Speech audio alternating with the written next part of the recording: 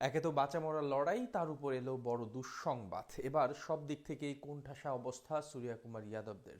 Do or die ম্যাচের আগে বিশাল ধাক্কা খেলো যেন মেন ইন ব্লুরা, যার কারণে ছিটকে যেতে পারে টুর্নামেন্ট থেকেই। বর্তমান বিশ্ব চ্যাম্পিয়নদের সেই দুঃসংবাদ নিয়ে বিস্তারিত জানবো রিপোর্ট।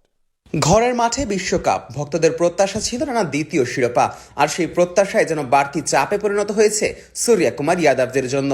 টুর্নামেন্টে সুপার 8-এ এসে এক প্রকার বড়সড় ধাক্কা খেতে হয়েছে মেন ইন ব্লুদের, যার কারণে এখন আসরে টিকে থাকা এক প্রকার অনিশ্চয়তার মাঝে তাদের। এদিকে এত সবের মাঝে এখন নতুন করে বড় দুঃসংবাদ পেল ভারতীয় ক্রিকেট ভক্তরা, যার কারণে রীতিমতো মাথায় হাত দেওয়ার মতো অবস্থা কোচ গৌতম গম্ভীরের। নানা নাটকীয়তায় এবং আলোচনার মাঝেই অতিবাহিত হচ্ছে 2026 টি-20 বিশ্বকাপ। আসর শুরুর আগে যেমন ছিল বেশ কিছু বিতর্কিত বিষয়, তেমনি আসরের মাঝপথেও চলছে অনেক আলোচনা। তবে এত কিছুর মাঝেও সকলের নজর ছিল ওই ভারতের দিকে।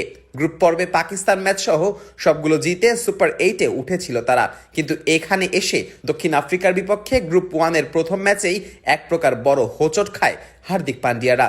বিশাল ব্যবধানে পরাজয় বরণ করে আহমেদাবাদ স্টেডিয়ামে। তাই পরের দুটি ম্যাচ তাদের জন্য এক প্রকার অস্তিত্ব টিকিয়ে থাকার মিশন। এমন মহা গুরুত্বপূর্ণ ম্যাচের আগে নিজেদের ব্যাটিং অর্ডার নিয়ে চিন্তায় পড়তে হচ্ছে ম্যানেজমেন্টকে। হঠাৎ করে স্কোয়াড ছেড়েছেন দলের অন্যতম নির্ভরযোগ্য ব্যাটার রিঙ্কু সিং।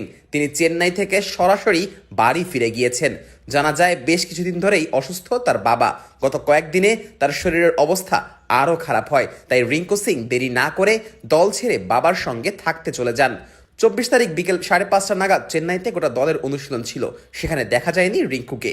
যদিও তার বাড়ি ফেরা নিয়ে বিসিসিআইয়ের পক্ষ থেকে আনুষ্ঠানিকভাবে কিছুই জানানো হয়নি। আবার কবে রিঙ্কু দলের সঙ্গে যোগ দেবেন সে নিয়েও এখনো কিছু জানা যায়নি। সে যাই হোক, আগামী ম্যাচ যে রিঙ্কু মিস করছেন তা এখন প্রায় অনেকটাই নিশ্চিত। আর গুরুত্বপূর্ণ দুটি ম্যাচের পূর্বে এই বামহাতি তারকার স্কোয়াড ছাড়া নিশ্চিতভাবে বড় ধাক্কা হতে যাচ্ছে মেন ইন ব্লুদের জন্য। বিশেষ করে তার মতো একজন মিডল